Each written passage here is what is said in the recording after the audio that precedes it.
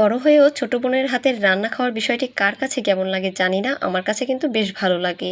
আসসালামু আলাইকুম, কেমন আছেন সবাই? আশা করি সবাই ভালো আছেন। আলহামদুলিল্লাহ, আমিও ভালো আছি। তো যখন আমার ছোট বোন কিছু রান্না করে আমি কিন্তু বেশ খুশি থাকি। ও আমার জন্য রান্না করবে, আমি ওর পাশে বসে বসে থাকি এবং দেখি। কিন্তু কোনো কাজে হয়তো হেল্প করি না, ও একা একাই করে। আমি শুধু পাশে বসে থেকে দেখি। তো আমার ছোট বোনের হাতের ডেজার্ট আইটেমগুলো আমার খুবই ভালো লাগে। তাই ও ডেজার্ট আইটেমগুলো তৈরি করতে খুবই পছন্দ করে। তো আজকে ও তৈরি করবে নবাবী সেমাই। তো নবাবী সেমাই তৈরি করার জন্য কড়াইতে প্রথমে দিয়ে দিল একটু ঘি, ঘির মাঝে দিয়ে দিল লাচ্ছা সেমাই। তারপরে একটু নাড়াচাড়া করে এর মাঝে অ্যাড করলো গুঁড়া দুধ এবং চিনি। তো এগুলো দেওয়ার পরে ভালোভাবে একটু নেড়েচেড়ে লাল করে ভেজে নিতে হবে। বেশি গাঢ় করে যাবে না, কারণ বেশি গাঢ় করে ভাজলে এটা তেতো লাগতে পারে, তাই একটু হালকা লাল করে ভেজে নিলেই একদম পারফেক্ট হবে। তো সেমাইটা ভাজা হয়ে গেছে, এখন নবাবী সেমাইয়ের ক্রিম বা মালাই যেটাই বলি না কেন, এখন সেটা তৈরি করার জন্য এখানে দিয়ে দিল কর্নফ্লাওয়ার এবং কাস্টার্ড পাউডার। তারপর দিয়ে দিল হচ্ছে গুঁড়া দুধ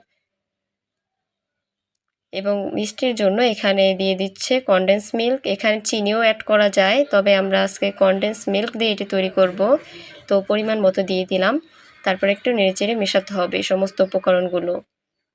চুলায় দেওয়ার আগে এটা ভালোভাবে মিশিয়ে তারপরে চুলায় দিতে হবে, কারণ চুলায় দেওয়া অবস্থায় যদি এটা আমি দিতে যাই তখন দেখা যায় দলা পেকে যেতে পারে, জিনিসটা দেখতে ভালো লাগবে না। তারপরে মেশানো হয়ে গেলে এটা চুলায় একদম মিডিয়াম টু লো আছে এটা নেড়েচেড়ে রান্না করতে হবে। কাস্টার্ড পাউডার দেওয়ার কারণে ক্রিমটা একটু হলুদ দেখাচ্ছে, তবে এটা খেতে কিন্তু বেশ মজা। তো এই পর্যায়ে আমার ক্রিমটা একদম পারফেক্ট। এই পর্যায়ে ক্রিমটা নামিয়ে নিয়েছে, কারণ এটা ঠান্ডা হলে আরও জমাট বেঁধে যেতে পারে।